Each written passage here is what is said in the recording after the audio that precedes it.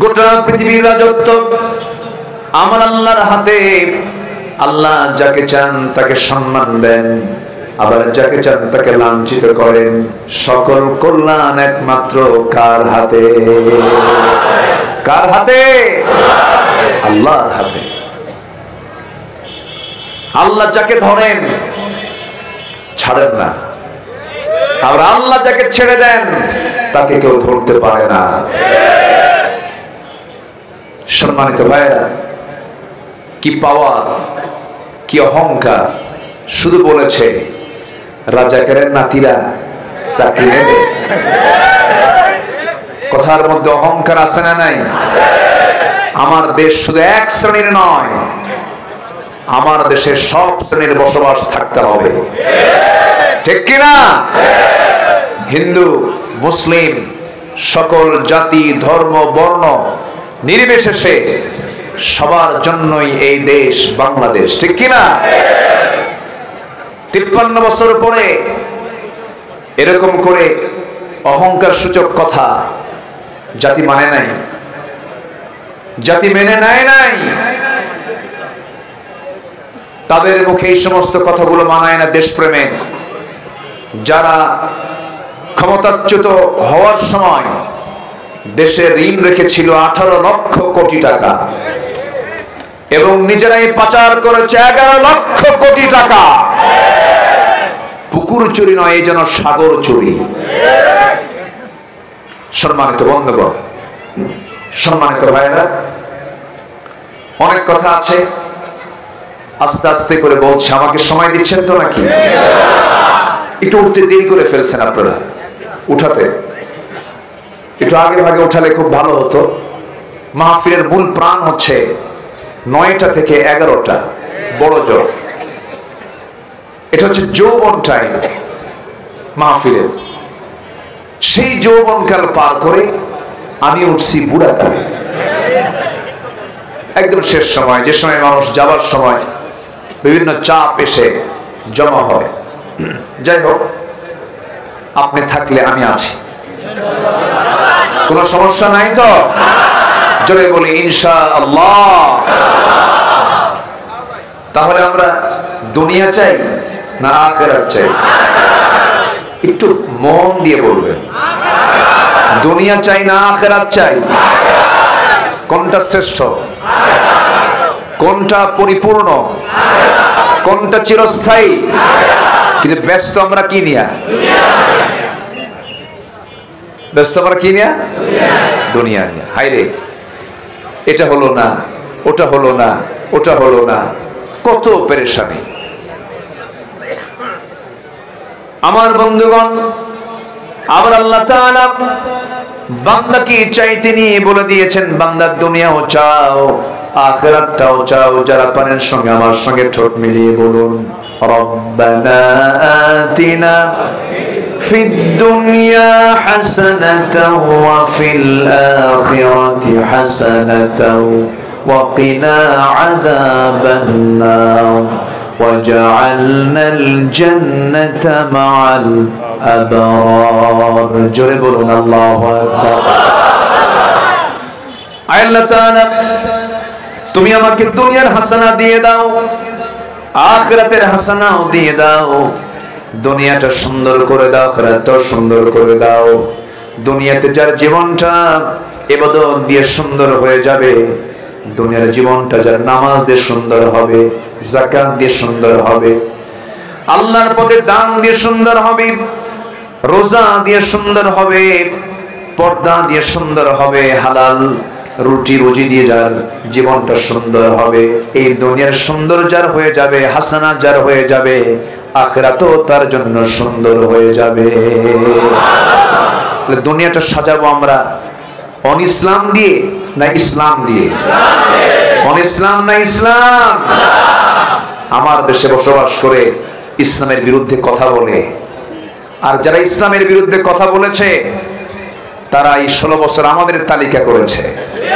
এখন সময় এসেছে আমাদের তালিকা তৈরি করা। আমি জাহাঙ্গীরনগর ইউনিভার্সিটির সামনে দিয়ে আসতে নিয়ে মনে হলো আমার সেই ইতিহাস, ঘৃণ্য একটা ইতিহাসের কথা। মানিক সাংবাদিকদের ডাক দিয়ে প্রকাশ্যে দিবালোকে 100 নারীকে ধর্ষণ করার পর সেঞ্চুরি উদযাপন করবে, সাংবাদিক সম্মেলন করে সবাইকে জানান দিয়ে সেখানে আবার মিষ্টি বিতরণ করেছে। একটি শিক্ষাঙ্গনকে কলঙ্কিত করেছে যে মানিক, তার কোনো বিচার কিন্তু বাংলার জমিনে হয় নাই। এরকম বহু জঘন্য রেকর্ড এই জমিনে আছে না নাই? আসতে বলবেন না, আছে না নাই? আছে। আরেকজন মানিক, শামসুদ্দিন মানিক, ও বিচারপতি। কি বিচারপতি? এটা আমার নামে, এই মানিক আমার নামেও লিস্ট করেছিল। 116 জন আলেমের তালিকা করেছিল, এর মধ্যে আমার নামটা যে সে খুঁজে পাইলো কেমনে জানি না, যাই হোক আমার নামটাও দিয়েছিল। ফলাফল কি হলো? ফলাফল হলো সে ত্রিপুরা হয়ে দিল্লি যাবে, কিন্তু সিলেটবাসী তাকে একটু আপ্যায়ন করে দিল। মেহমানদারি খুব ভালো হয়েছে, মাইট তো খাইছেই, বেশি শুদ্ধ আউট হয়েছে। এই লোকটার মুখে আমি হাসি দেখিনি কোনোদিন, হাসে না। যারা হাসে না তাদের বউরা যে থাকে কেমন আমি বুঝি না। যে মহিলার স্বামী হাসে না, আমার তো মনে হয় সে মনে মনে কয় এটা মরবে কোনদিন। সম্মানিত ভাইয়েরা, ওরা করেছে আমাদের তালিকা, আমরা করব এখন ওদের তালিকা। ওই সমস্ত কুলাঙ্গার যারা এই সমস্ত রেকর্ড করেছে, আমার মা বোনের ইজ্জত নিয়ে তারা সিনেমিনে খেলেছে, তাদের কাছে ইউনিভার্সিটির ক্যাম্পাস নিরাপদ ছিল না। ঢাকা ইউনিভার্সিটির মহিলা ক্যাম্পাসগুলো, মহিলা আবাসিক হোটেলগুলো ছিল ওদের কাছে সবচাইতে অনিরাপদ। এই ঘৃণ্য রেকর্ড যারা করেছে, ধর্ষণের সেঞ্চুরি যারা করেছে, ওদেরকে প্রকাশ্যে ধরে ঝুলায়া মেরে ওদের রক্ত, মাংস, হাড়, হাড্ডি কুত্তা বিলাই দিয়ে খাওয়ানো দরকার ছিল। রাজি আছেন কারা কারা? হাত উঁচু করে দেখা।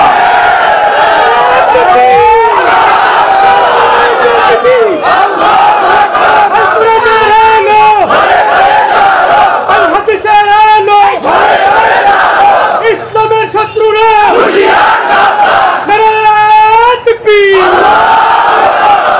সম্মানিত ভাইয়েরা, সম্মানিত বন্ধুগণ,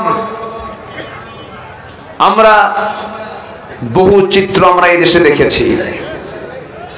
এদেশের আলেমকুল শিরোমণি 180 কোটি মুসলমানের হৃদয়ের স্পন্দন, বিশ্ব ইসলামী আন্দোলনের অন্যতম পুরোধা, প্রেজেন্ট ওয়ার্ল্ডের সবচেয়ে জনপ্রিয় ইসলামী ব্যক্তিত্ব আল্লামা সাঈদীকে নিয়েও তারা চূড়ান্ত ষড়যন্ত্র করেছে।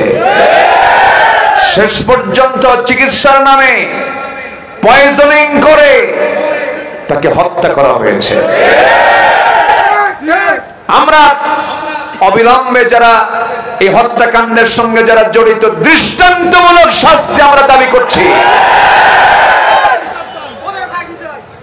সম্মানিত ভাইয়েরা, দিন এসেছে, দিন আরো আসবে।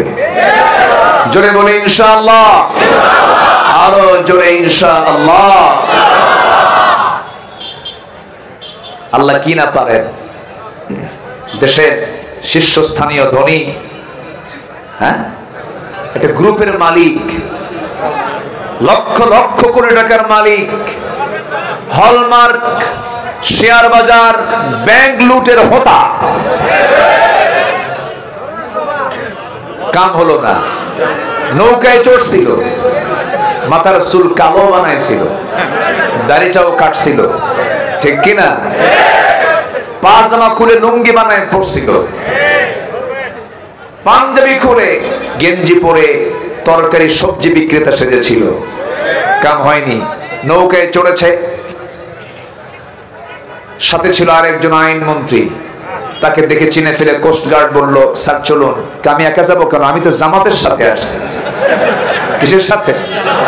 আমি একা আসিনি, সাথে আরেকজন আছে।